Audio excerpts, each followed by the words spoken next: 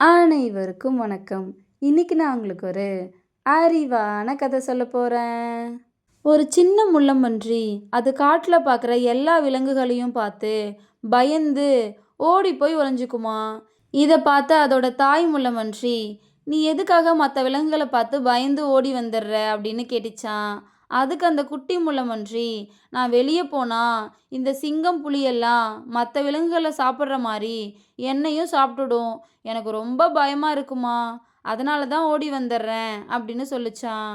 அதுக்கு அந்த தாய் முள்ளம்பன்றி, தைரியமா நாளைக்கு நீ புலி பக்கத்துல போய் நின்னு பாரு, அந்த மிருகம் உன்னை எதுவுமே செய்யாது அப்படின்னு சொல்லிச்சான். அடுத்த நாள் அந்த குட்டி முள்ளம்பன்றியும் ஒரு புலி பக்கத்துல போய் நின்னு பார்த்துச்சான். அந்த புலியும் அந்த முள்ளம்பன்றிய எதுவுமே பண்ணலையா.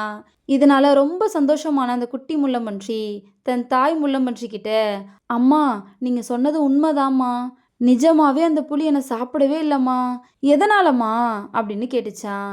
அதுக்கு அந்த தாய் முள்ளம்பன்றி, இது எல்லாத்துக்குமே நம்ம உடம்புல இருக்க முள் தான் காரணம்.